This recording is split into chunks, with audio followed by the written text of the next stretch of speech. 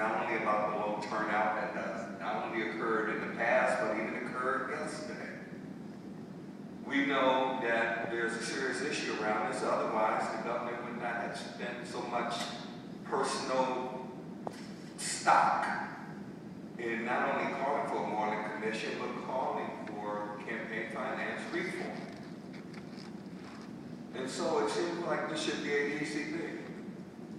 The Buffalo City Council has the opportunity to be the leaders, to act for the people of Buffalo, and to send an important message to all of them.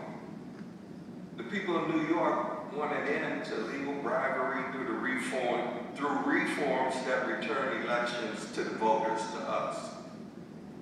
There's no mystery. We know public financing works. It's time to put it in place in Buffalo and in state election. Is what they say about an idea whose time has come. Yet still, it's a moment filled with doubt and uncertainties.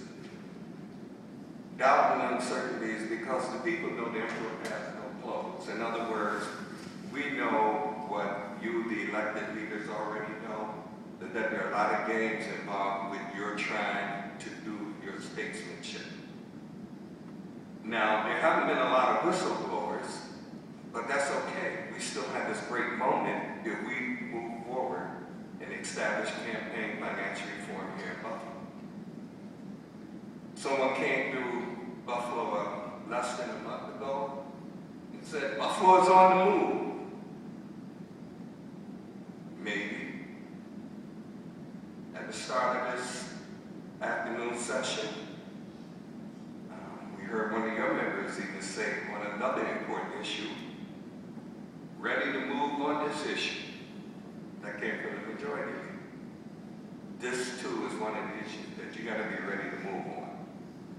This too is an issue that any election in the city of Buffalo and Western New York, and we just saw the evidence of it in the primary, and we've been seeing it quite often.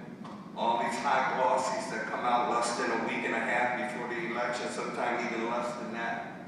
All the kind of advertising. Those weren't people who were going to ground here in the homeland of Buffalo doing that. Those were big corporations parachuting in their folks with money to disrupt and probably target some of you. Just may not have enough on the radar yet.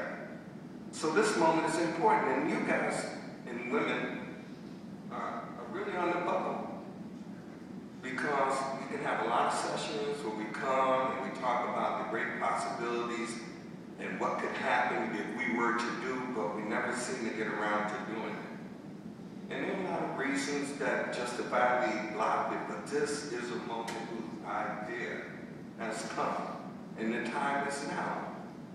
And the question from the people is that, not a question, the comment from the people is, we want this. But there is a question, unfortunately, and they're wondering if our elected officials have the will to do so.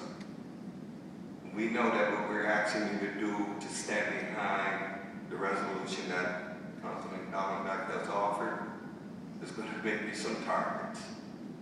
We know there will be a lot of people who have something to say, to imply and stuff, but we come today to encourage you to do that, to stand on behalf of the people, to be the statesman that you really are in your heart and your mind, in spite of the reality. This is our moment.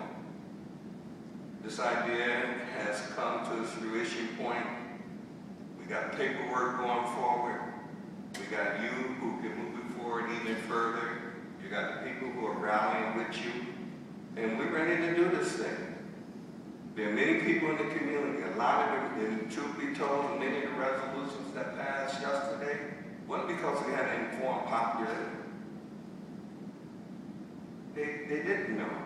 And this is the kinds of things that happen when you don't have a controlled financing system, because many of you, I would dare say, can't be available to your own constituents because you got a campaign. And we know, and not putting